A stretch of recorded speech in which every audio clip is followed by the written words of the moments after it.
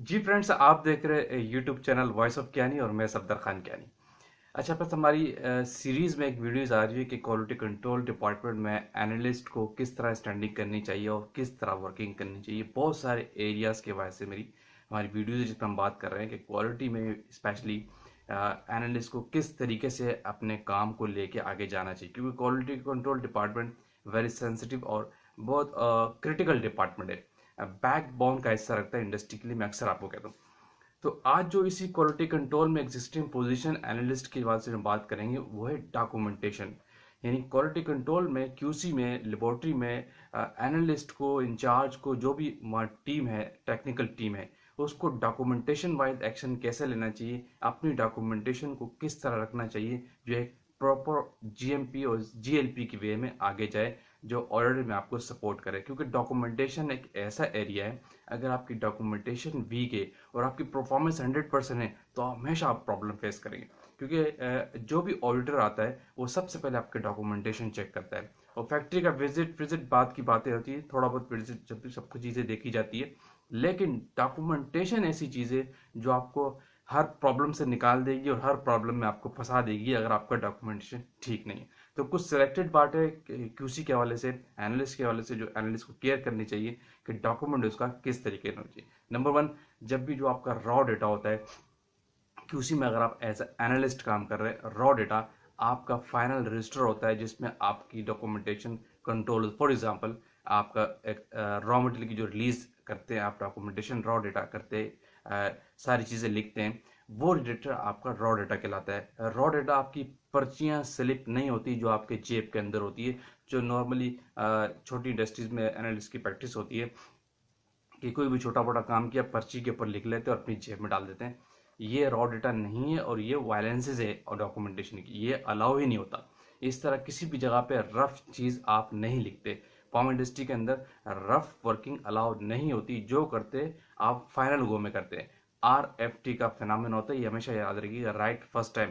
यानी आपका जो भी ऑपरेशन है, जो भी एक्टिविटी, जो भी डॉक्यूमेंटेशन है या एनालिसिस है, आपकी 99.99% कोशिश ये होनी चाहिए कि वो वन गो में हो जाए, उसके रिपीटिशन के चांसेस ना हो। ये जीएलपी, जीएमपी और डॉक्यूमेंटेशन की प्रैक्टिस आपको यही कहती है। नंबर दो, जो आपका डेटा है उसमें आपकी लेजिबल होना चाहिए। ऐसा ऐसी डॉक्यूमेंटेशन आपकी नहीं हो कि आप लिख तो आप रहे हैं, सिर्फ आप ही को समझ आ रही है, दूसरे को समझ नहीं आ रही। बिल्कुल नीट एंड क्लीन आपका डेटा होना चाहिए, कोई उसमें एडजस्टमेंट या ओवर राइटिंग की चीज़ें नहीं होनी चाहिए, बिल्कुल साफ डॉक्यूमेंटेशन आपकी होनी चाहिए। नंबर दो, जिन जगहों में आप डॉक्यूमेंटेशन करते हैं वो कंट्रोल डॉक्यूमेंट हो। कोई डॉक्यूमेंट ऐसा यूज़ नहीं करते, कोई रजिस्टर, कोई पेज ऐसी जगह आप यूज़ नहीं करते जो अनकंट्रोल्ड हो, ये अलाउ नहीं होता। अच्छा, फाइलिंग से बेहतर होता है कि आपके पास रजिस्टर फॉर्म में हो। जो भी आपका रजिस्टर होता है वो ज़्यादा रिकमेंडेशन होती है as compare to file. File में पेजेस रैप्चर होने के चांसेस ज़्यादा होते हैं, रजिस्टर में नहीं होते। रजिस्टर में कंट्रोलिंग ज़्यादा होती है। ऑर्डर भी रिकमेंडेशन ये करता है कि आपके पास रजिस्टर होना चाहिए एज कम्पेयर टू फाइल, अगर आप किसी फाइल की पेजेस में करते हैं। बहुत सारी जगहों में आप फाइल पे वर्किंग करते हैं लेकिन रजिस्टर ज़्यादा रिकमेंडेशन। नंबर चार, जो आपका रजिस्टर हो वो नंबरिंग वाइज, उसके पेज पे नंबरिंग कंट्रोल हो। यानी एक से लेकर, अगर 300 पेजेस का आपका रजिस्टर्ड है या 500 पेजेस का रजिस्टर्ड है, तो 1 टू लेकर 500 तक उसके बाद मार्किंग होनी चाहिए हर पेज, 1 2 3 4 5 6 7 इस तरह। इसके बगैर आप रजिस्टर यूज़ नहीं करें, ये बेस्ट प्रैक्टिस है, इससे आपके रजिस्टर की कंट्रोलिंग रहती है। अगर कोई पेज ख़राब करता है तो वो डेफिनेटली सामने आ जाएगा किसने ये हरकत की और किसने ख़राब की। इससे आपकी डॉक्यूमेंटेशन कंट्रोल रहती है, वो नंबरिंग होना बहुत ज़रूरी है। इसके अलावा जो आपकी SOPs है वो उसी से एज पर GMP और एज पर बेस्ट प्रैक्टिसेस आपकी होनी चाहिए। कोई भी SOP के खिलाफ आप काम नहीं करेंगे। जो आपकी रॉ डेटा की है रजिस्टर या आपका फिनिश प्रोडक्ट का रजिस्टर है, अब उसमें डॉक्यूमेंटेशन जो आपने करनी है वो एज पर डॉक्यूमेंट हो। फॉर एग्जांपल, जो उसमें आप अपीयरेंस लिख रहे हैं, रॉ मटेरियल की बात कर रहा हूँ, अपीयरेंस लिख रहे हैं, फिजिबिलिटी लिख रहे हैं, सॉल्युबिलिटी लिख रहे हैं, आप पीएच का टेस्ट लिख रहे हैं, आइडेंटिफिकेशंस लिख रहे हैं, वो इस तरह नीट एंड क्लीन होनी चाहिए, उसमें कोई एडजस्टमेंट नहीं होनी चाहिए, ठीक है। और सब चीज़ों की, कोई भी ऑपरेशन में आपको बता रहा हूँ, अगर लेट सपोज आपने कोई आइडेंटिफिकेशन का टेस्ट परफॉर्म किया है FTIR पे, तो जो ID लिखेंगे, ID के आगे आपको लिखना चाहिए शुड बी पॉजिटिव, जो आगे लिखते हैं उसके नीचे रिजल्ट लिख के आप लिखेंगे पॉजिटिव। बेस्ट लोगों की नॉर्मली प्रैक्टिस क्या होती है कि फॉर एग्जांपल ये सॉल्युबिलिटी का टेस्ट है, आगे लिख देते कंप्लायंस। ये तरीका ठीक नहीं है। अगर आपके पास सॉल्युबिलिटी का टेस्ट आपने परफॉर्म किया है तो उसके आगे सॉल्युबिलिटी की हेडिंग लगाएंगे और उसके आगे लिखेंगे ये soluble in dash, soluble in dash, soluble in dash, जो उसकी डिस्क्रिप्शन है सॉल्युबिलिटी की वो लिख के फिर नीचे एक रिजल्ट की हेडिंग लगाएंगे, उसके आगे लिखेंगे कंप्लायंस। ये तरीका हमेशा याद रखिएगा। फिर दूसरा, जो आपके इंस्ट्रूमेंटेशन जो आप यूज़ करते हैं, फॉर एग्जांपल आपने एफटीआई यूज़ किया, पीएच मीटर यूज़ किया, प्रॉपरली उसकी चैनल की एंट्रीज आपके पास होनी चाहिए। अगर आपके पास एंट्री नहीं है तो भी आप प्रॉब्लम फेस करेंगे। आपने 100% टेस्ट परफॉर्म कर दिया एफटीआर का टेस्ट आपने 100% परफॉर्म कर दिया, एचपीएलसी पे आपने 100% एनालिसिस कर दी, लेकिन एनालिस्ट की ट्रेनिंग ही नहीं है कि आफ्टर एनालिसिस आपको लॉग बुक पे एंट्री भी करनी है डॉक्यूमेंटेशन वाइज, तो डेफिनेटली ऑडिटर आपसे पूछ लेगा कि ये टेस्टिंग हुआ था, इस इंस्ट्रूमेंट हुआ था, मुझे इसके इंस्ट्रूमेंट की लॉग बुक दिखा दीजिए। तो लॉग बुक में जब वो एंट्री नहीं होगी, एनालिस्ट ने साइन ही नहीं किए होंगे, तो डेफिनेटली है कि बिकी बात है कि आल्दो के रिकॉर्ड में सब चीज़ मौजूद है, लेकिन ये फेलियर काउंट है, ये पॉजिटिविटी में नहीं होता।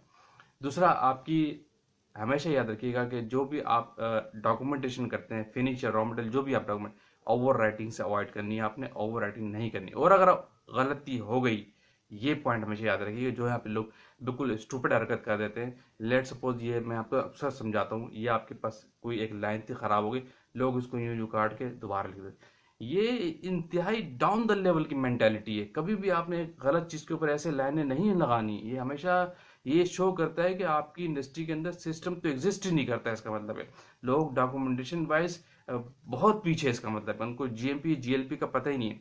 हमेशा याद है कि अगर आपने लिखना ये था, वो बाय मिस्टेक कुछ लिख दिया, तो बेस्ट प्रैक्टिस क्या है, ये आपने उसको कट किया, उसके ऊपर एग्जैक्ट जो करेक्ट चीज़ है वो लिखी और साथ में अपने सिग्नेचर और डेट डाल दी, बस कंप्लायंस है। आप कंप्लायंस में कोई आपको क्लेम नहीं कर सकेगा। आपने ऐसा नहीं करना कि गलत होकर उसको छुपा रहे काट रहे, तो वो बिल्कुल गलत तरीका है। ठीक है, ये पॉइंट हमेशा याद रखिए। दूसरा, एक होता है वाइटो, जिससे लोग स्कूल में यूनिवर्सिटीज में लोग बच्चे काम किया करते थे कि मिटा देते थे चीज़ों को, मार्कर से लिखा ऊपर मिटा के दोबारा लिख देते। तो ये प्रैक्टिस बिल्कुल भी अलाउ नहीं है। वाइटो नाम की चीज़ जो आपके रिमूवर होता है, इंक रिमूवर जिसको आप समझ लें, वो बिल्कुल भी फार्मास्यूटिकल इंडस्ट्रीज में अलाउ नहीं होता। आपने कोई ऐसी चीज़ नहीं करनी होती जिससे आपकी छुपाने वाले चांसेस हो। ये अपने माइंडसेट में 100% रख ले कि फार्मास्यूटिकल इंडस्ट्रीज के अंदर जितना से बड़ी आपसे गलती हो जाए, आपने छुपाना नहीं है। आपको छुपाना उससे बहुत बड़ा जुर्म है। आपसे मिस्टेक हो गई, मिस्टेक्स को कभी छुपाए नहीं, वो नज़र सामने आ जाती है, आज नहीं कल नहीं 6 महीने बाद नज़र आ जाएगी। लेकिन जो छुपाने वाला माइंड सेट है, इसको आप बिल्कुल रिमूव कर दें।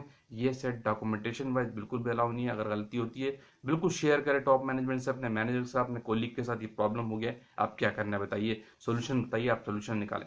तो वो आपके लिए पॉजिटिव काउंट है कि आप चीज़ों को छुपाते नहीं है। चीज़ों को छुपाना एक विक्टिम काउंट होता है, कभी भी चीज़ों को आप नहीं छुपाएंगे। दूसरा, जो आपके पास स्लिप्स आती हैं, वेट स्लिप्स आ गई, पीएच मीटर की स्लिप आ गई, आपके पास एचपीएलसी के वेट की स्लिप्स आ गई क्रोमेटोग्राम से, उसकी डॉक्यूमेंटेशन बड़ी बेस्ट तरीके से आपने करनी है। अगर रॉ मटेरियल के डेटा में आपकी वेइंग की स्लिप है और पीएच मीटर की स्लिप है, कंडक्टिविटी सोल्यूशन के किसी के लिए उसकी स्लिप आपके पास, इन जगहों की स्लिप्स आती है ना, अच्छी ऑर्गेनाइजेशन क्या है कि आपके पास इंस्ट्रूमेंट के साथ प्रिंटेड कनेक्टेड होना चाहिए। कंप्लायंस पे इंडस्ट्रीज लेबोरेटरीज वही होती है जिनके साथ प्रिंटेड कनेक्टेड होता है। वो तो एक वर्स इंडस्ट्रीज है जहाँ पे आप किसी भी चीज़ का वेट नोट कर रहे हैं और सिर्फ पेंसिल लिख लेते हैं और दोबारा जाके रजिस्टर में लिख लेते हैं। ये तो आप कंप्लायंस पे वैसे भी नहीं है, आप जीएलपी जीएमपी से बहुत दूर है। तो आपकी बेस्ट प्रैक्टिस क्या है कि आपका जो बैलेंस है, वेइंग बैलेंस है, उसमें आपके वेट की स्लिप आनी चाहिए, उस पर डेट और जिस चीज़ का स्टैंडर्ड का वेट किया वो मेंशन होना चाहिए, जिस बैच का वेट किया वो बैच नंबर मेंशन होना चाहिए, उसमें कोई हैकी वैकी नहीं होती। अब वो जो आपके पास वेट आया, उस वेट को आपने रजिस्टर के अंदर जो लगाना है, तो बेस्ट प्रैक्टिस क्या है कि जो रजिस्टर के अंदर आप उसको पेस्ट कर दें। जो आपका रॉ मटेरियल का रजिस्टर होता है, जो आपकी वेइंग स्लिप होती है या पीएच की स्लिप होती है, रजिस्टर में जगह होती है वैसे, उस जगह पे पेस्ट करके और सिग्नेचर करें। आप सिग्नेचर की बेस्ट प्रैक्टिस हमेशा याद रखिए, लोग इस पर भी गलती करते हैं। ये आपकी वेइंग स्लिप है, ठीक है, इस पर साइन करके और वहाँ जाके पेस्ट कर दें। ये गलत प्रैक्टिस है, ऐसे आपने कभी भी नहीं करना।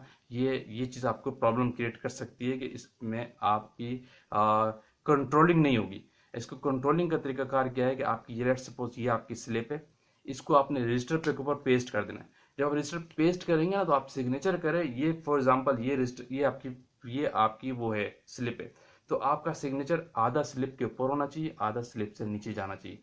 यानी आपका सिग्नेचर आधा स्लिप के ऊपर, आधा स्लिप के नीचे, स्लिप से बाहर रजिस्टर पे जाना चाहिए।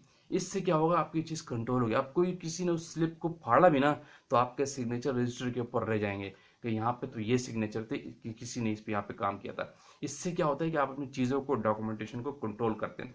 तो डॉक्यूमेंटेशन वाला जो एरिया है ना, बड़ा वास्ट है और तो बहुत सारे चीज़ें पॉइंट है। तो डॉक्यूमेंटेशन हमेशा आपने स्ट्रॉन्ग रखनी है, वीक नहीं रखनी है।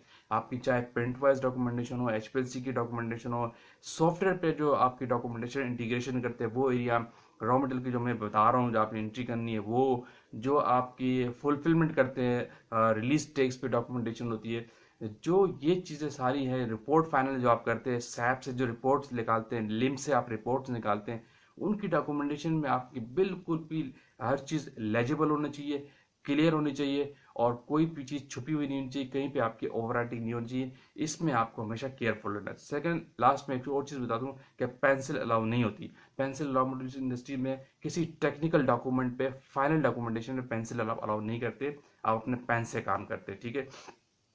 पेंसिल आप किसी अपने टेबल पर रख सकते हैं, किसी ऐसी कोई चीज़ किसी को समझाने के लिए, लेकिन जो टेक्निकल डॉक्यूमेंट होते हैं उन पे आप पेंसिल से काम नहीं करते, हमेशा पेन से काम करती।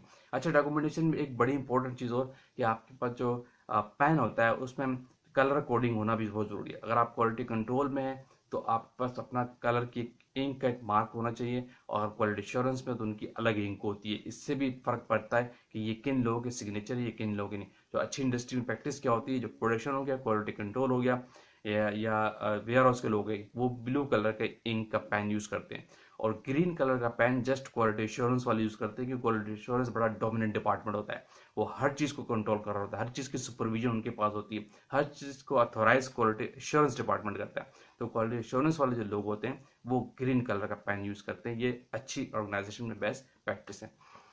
तो फ्रेंड्स, अभी वीडियो को क्लोज करते हैं। इसी तरह टेक्निकल बातों के साथ हमारी सारी वीडियोस आती रहती हैं, और जो लोग चैनल पे न्यू हैं सब्सक्राइब लाजमी कीजिए। आप लोग भूल जाते हैं, कमेंट्स भी कीजिए, वीडियो को लाइक भी कीजिए, वीडियो को एंड तक देखा करें ताकि आप लोगों को कंसेप्ट क्लियर है। स्किप कर देते हैं डेफिनेटली ज़ाहिर है बात अधूरी रहती है, अधूरी बात बड़ी फितना क्रिएट कर सकती है। हमेशा बात को पूरा सुना करें, इससे हर चीज़ क्लियर रहती है। तो आएंगे इंशाल्लाह किसी और टेक्निकल बात के साथ, उस वक्त तक की इजाज़त। Thank you for watching. अल्लाह हाफिज़।